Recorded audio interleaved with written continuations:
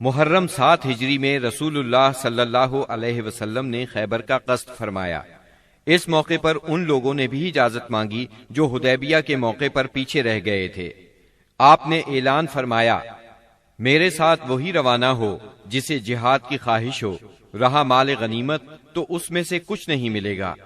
اس کے نتیجے میں آپ کے ساتھ بیت رضوان والے 1400 اصحاب ہی روانہ ہوئے۔ آپ نے مدینے کا انتظام سبا عرفتہ بن غفاری رضی اللہ عنہ کو سونپا، پھر خیبر جانے والے جانے پہچانے راستے پر چل پڑے۔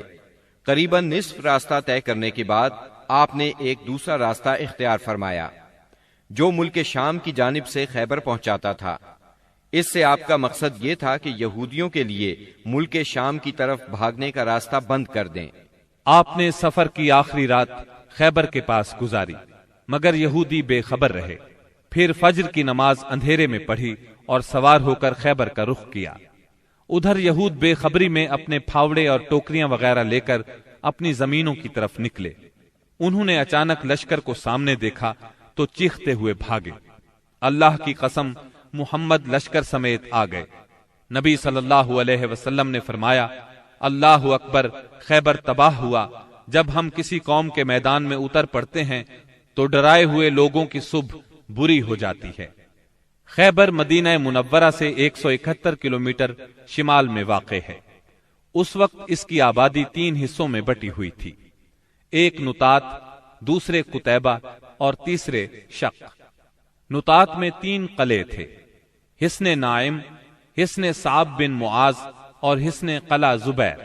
شق میں 2 قلعے تھے، حصن ابی اور حصن نزار، اور قتیبہ میں 3 قلعے تھے، حصن قموس، حصن وتیح، حصن سلالم۔ ان کے علاوہ خیبر میں مزید قلعے اور گڑھیاں بھی تھیں، مگر وہ چھوٹی تھیں اور طاقت اور حفاظت میں ان کے ہم پلہ نہیں تھی۔ رسول اللہ صلی اللہ علیہ وسلم نے نطات کے قلعوں کے مشرق میں تیروں کی پہنچ سے دور پڑاؤ ڈالا اور حصن نائم کے محاصرے سے جنگ کا آغاز کیا۔ یہ بہت بلند، محفوظ اور مشکل چڑھائی والا قلعہ تھا اور یہود کی پہلی دفاعی لائن کی حیثیت رکھتا تھا۔ اسی میں ان کا شاہزور بہادر مرحب بھی تھا۔ یہ 1000 مردوں کے برابر مانا جاتا تھا۔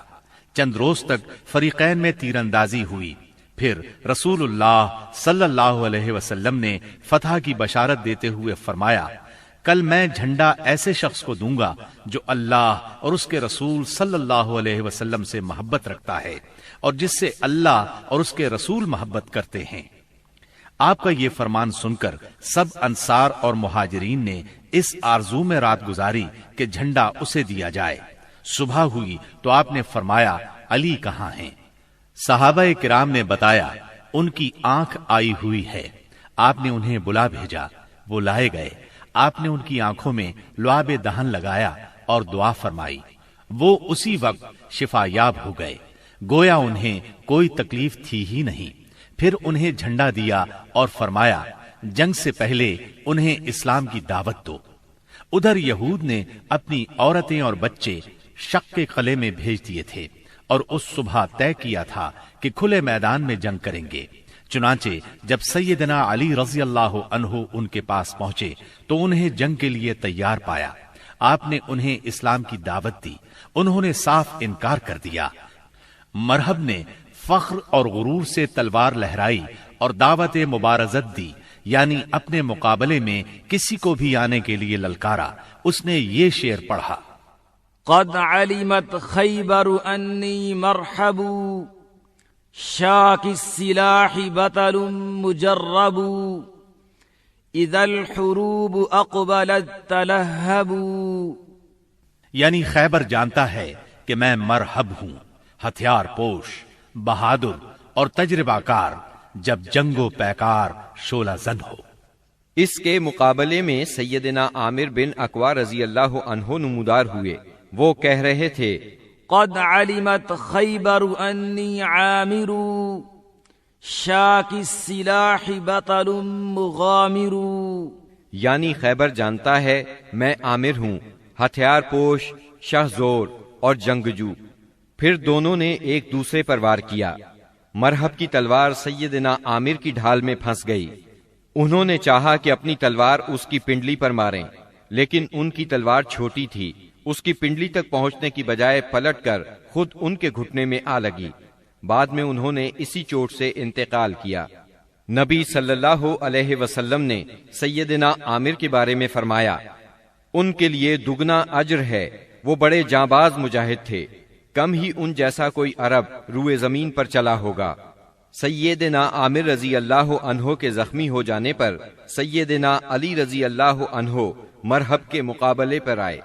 آپ یہ شعر پڑھ رہے تھے، انا الذی سمتنی امی حیدرا کلیس غابات کریہ المنظرا اوفیہمی بالصاع کیل السندرا، یعنی میں وہ شخص ہوں کہ میری ماں نے میرا نام حیدر یعنی شیر رکھا ہے، جنگل کے شیر کی طرح خوفناک، میں انہیں سا کے بدلے نیزے کی ناپ پوری کروں گا۔ اس کے بعد مرحب کے سر پر تلوار کا ایسا وار کیا کہ وہ وہیں ڈھیر ہو گیا۔ اس کے بعد مرحب کے بھائی یاسر نے نکل کر مقابلے کی دعوت دی۔ اس کے مقابلے میں سیدنا زبیر بن عوام نکلے اور اسے اس کے بھائی کے پاس پہنچا دیا۔ پھر گھمسان کی لڑائی چھڑ گئی، بہت سے یہودی مارے گئے، جس سے ان کے حوصلے پست ہو گئے اور وہ اپنے مورچے چھوڑ کر بھاگ نکلے۔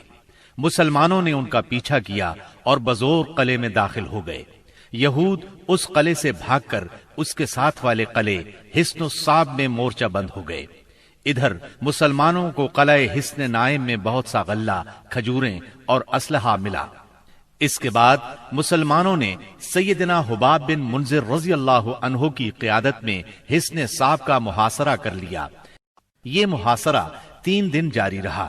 تیسرے دن رسول اللہ صلی اللہ علیہ وسلم نے فتح اور غنیمت کی دعا فرمائی، پھر مسلمانوں کو حملے کی دعوت دی۔ مسلمانوں نے شدت کا حملہ کیا۔ پہلے مقابلے کے لیے للکارا گیا، پھر گھمسان کی لڑائی شروع ہوئی۔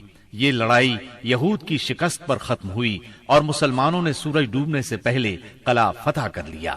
غنیمت میں بہت سا غلہ ہاتھ آیا۔ اس قلعے میں سب سے زیادہ خوراک اور چربی تھی۔ اس طرح یہ مسلمانوں کے لیے سب سے کارآمد قلعہ ثابت ہوا۔ مسلمان اس سے پہلے سخت بھوک کا شکار تھے، چنانچہ بہت سے لوگوں نے گدھے ذبح کر دیے، لیکن اللہ کے رسول صلی اللہ علیہ وسلم نے ان کو کھانے سے منع فرما دیا۔ چنانچہ آپ کا حکم پا کر چولہوں پر چڑھی ہوئی ہانڈیاں الٹ دی گئیں۔ یہود نے یہاں سے بھاگ کر قلعہ زبیر میں پناہ لی اور وہاں قلعہ بند ہو گئے۔ یہ نطات کا تیسرا اور آخری قلعہ تھا۔ مسلمانوں نے آگے بڑھ کر اس کا بھی محاصرہ کر لیا۔ چوتھے دن ایک یہودی نے آ کر پانی کی بعض نالیوں کی نشاندہی کر دی۔ ان سے یہود پانی پیا کرتے تھے، چنانچہ مسلمانوں نے یہ نالیاں کاٹ دی۔ اس پر یہود نے باہر نکل کر سخت لڑائی کی، لیکن شکست کھا کر شک کی طرف پسپا ہو گئے اور حصن ابی میں قلعہ بند ہو گئے۔ مسلمانوں نے ان کا تعاقب کیا اور وہاں بھی ان کا محاصرہ کر لیا، چنانچہ وہ نہایت سخت لڑائی کے لیے تیار ہو کر نکلے۔ ان کے ایک بہادر نے نکل کر مقابلے کی دعوت دی اور مارا گیا، پھر دوسرا نکلا اور وہ بھی مارا گیا۔ اسے سیدنا ابو دجانہ سماک بن خراشہ انصاری رضی اللہ عنہ نے قتل کیا، اور اسے قتل کرتے ہی وہ تیزی سے قلعے میں جا گھسے۔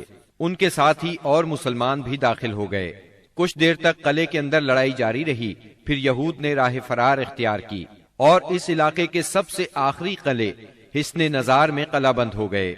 مسلمانوں کو حصن ابی سے بہت سا مال غنیمت ہاتھ آیا۔ مسلمان اب حصن نزار کی طرف بڑھے اور اس کا محاصرہ کر لیا۔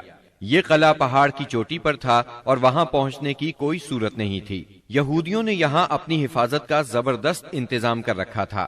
انہیں یقین تھا کہ اس قلعے میں مسلمان داخل نہیں ہو سکیں گے، اس لیے انہوں نے اس قلعے میں عورتوں اور بچوں سمیت قیام کیا۔ تیر اور پتھر برسا کر سخت جوابی کارروائی کی۔ جواب میں مسلمانوں نے بھی منجنیق نصب کر کے اس قلعے پر پتھروں کی بارش شروع کر دی۔ اس سے ان کے دلوں پر رعب چھا گیا اور وہ کوئی قابل ذکر سختی برداشت کیے بغیر قتیبہ کے علاقے کی طرف بھاگ نکلے۔ مسلمانوں کو اس قلعے سے تانبے اور مٹی کے برتن ملے۔ ان کے بارے میں رسول اللہ صلی اللہ علیہ وسلم نے فرمایا، ان کو دھو لو اور ان میں کھانا پکاؤ۔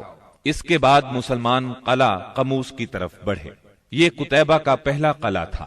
14 یا 20 دن تک اس کا محاصرہ جاری رہا۔ اس کے بعد یہود نے پناہ طلب کر لی۔ یہ بھی کہا جاتا ہے کہ انہوں نے پناہ طلب نہیں کی تھی، مسلمانوں نے لڑ کر فتح کیا اور یہود باقی 2 قلعوں وتیح اور سلالم کی طرف بھاگے۔ لیکن جب مسلمانوں نے ان کے محاصرے کے لیے پیش قدمی کی تو یہود نے اس شرط پر امان طلب کر لی کہ وہ عورتوں اور بچوں سمیت خیبر کی سرزمین سے جلا وطن ہو جائیں گے۔ رسول اللہ صلی اللہ علیہ وسلم نے یہ شرط مان لی اور آپ نے یہ بھی اجازت دی کہ سونے، چاندی، گھوڑے اور ہتھیاروں کے علاوہ وہ اپنی سواریوں پر جو کچھ اور جتنا کچھ لاد سکتے ہیں لے جائیں، اور اگر کچھ چھپایا تو ذمہ ختم سمجھا جائے گا۔ اس کے بعد انہوں نے باقی 3 قلعے مسلمانوں کے حوالے کر دیے۔ مسلمانوں کو 100 زرہیں، 400 تلواریں، 1000 نیزے اور 500 عربی کمانیں ہاتھ آئیں۔ ان چیزوں کے علاوہ تورات کے کچھ صحیفے بھی ملے، لیکن یہ مانگنے والوں کو واپس دے دیے گئے۔ کنانہ ابن ابل حقیق اور اس کے بھائی نے بدعہدی کی اور بہت سا سونا چاندی اور جواہرات چھپا دیے، لہٰذا ان سے ذمہ ختم ہو گیا اور بدعہدی کی سزا میں ان دونوں کو قتل کر دیا گیا۔